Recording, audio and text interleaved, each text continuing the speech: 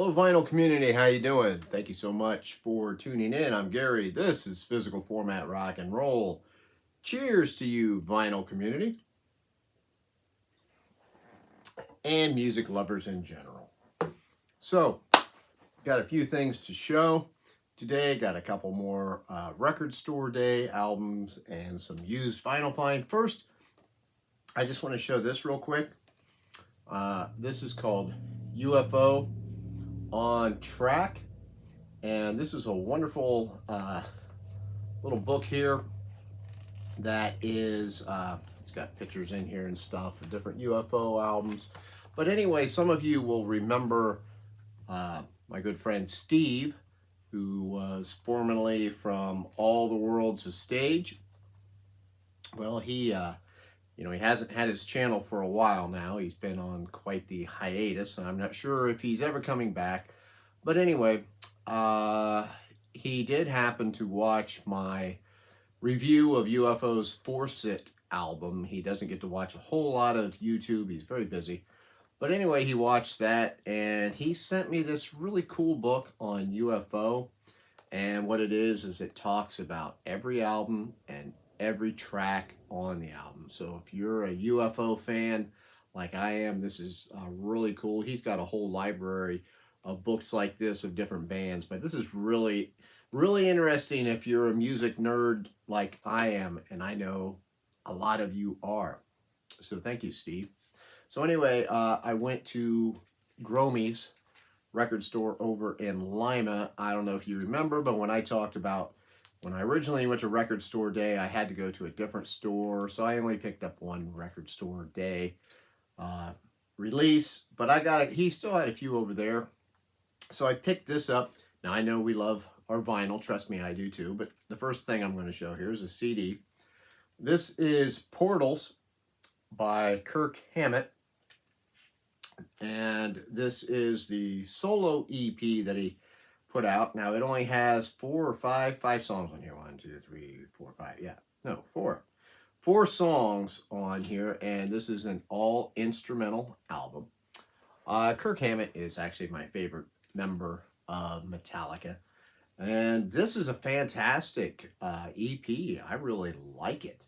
I wasn't sure what to expect, but all the other Horsemen were talking about it, and I heard a few other people talk about it, and they seemed to like it. So I picked up the CD, and so I could play it in my car, and it is fantastic. The first song on here, The Maiden and the Monster, it literally gave me chills when I listened to it. But I'm a big Jeff Beck fan, so I like instrumental guitar music, and I really dig that album quite a bit. Kirk Hammett, Portals. The next thing that I got was one that I was hoping that he might still have, and luckily they did, and that was Pete Townsend's Deep End, Face the Face. Now, this is a live album. It's a double live album. There's Pete. This was recorded in 1985 and released in 86. It was recorded like in late 85.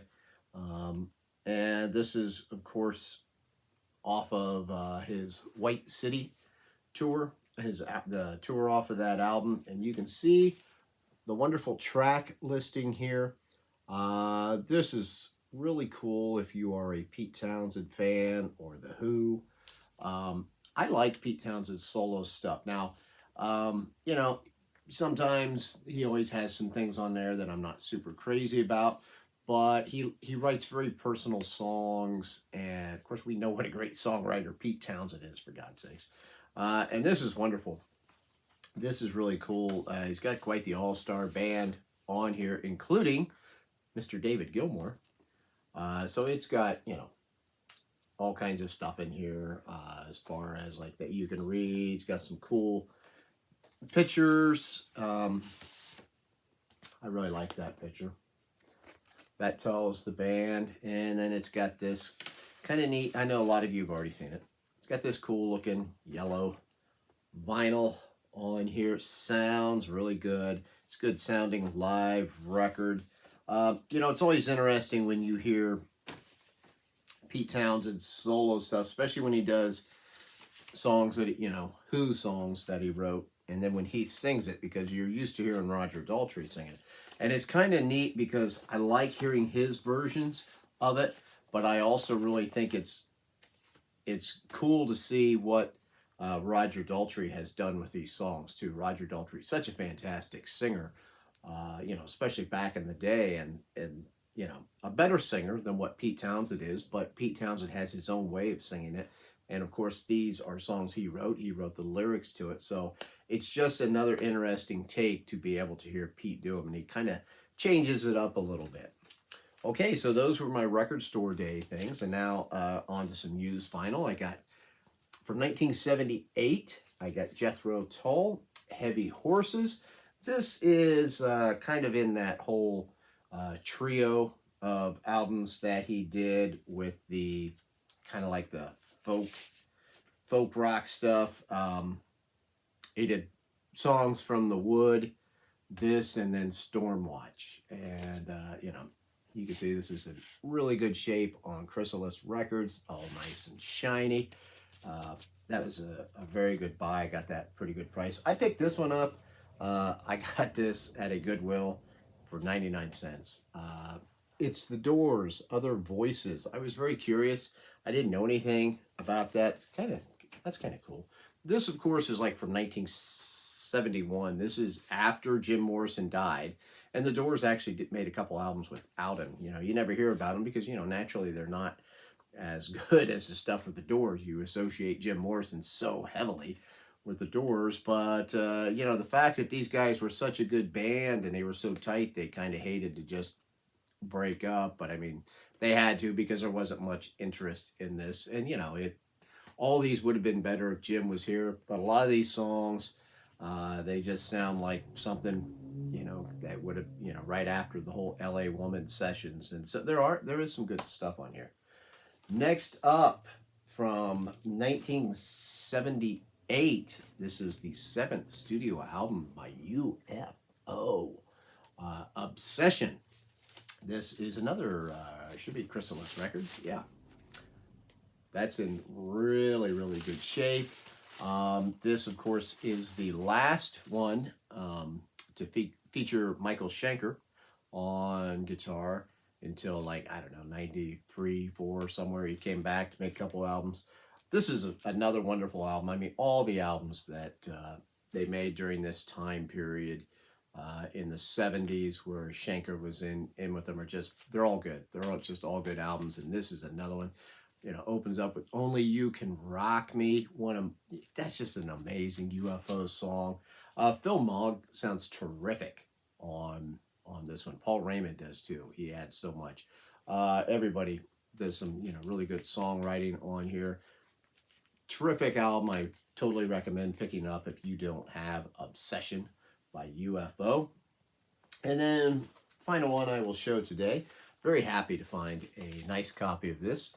I had it in a 3-record set before called Archives, but my copy was not in good shape, so I was very happy to find this, Rush, Fly By Night, from 1975. This, of course, is the first appearance by Neil Peart on here, and it shows right away because, you know, the lyrical content changes quite a bit from Rush's first album.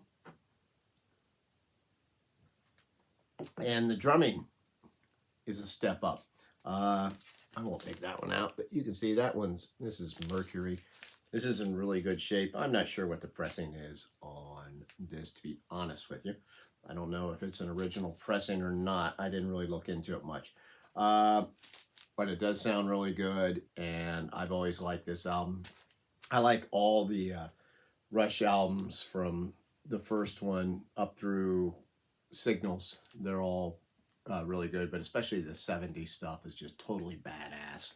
And this was a big change for Rush on this album, Fly By Night. You could just tell all of a sudden, wow, these guys have changed quite a bit, haven't they? But they were still the same rockin' band, man. Fly By Night kind of gets overlooked maybe a little bit in the Rush catalog, but terrific album. Had to have that. I'm a big Rush fan of that time period, so very happy to find a good copy of that. So, hey, people, those are the finds for this particular episode. Thank you so much to everybody who watches these videos. I greatly appreciate it. And, you know, tell me what you liked on this video, what sucked, what's something you found.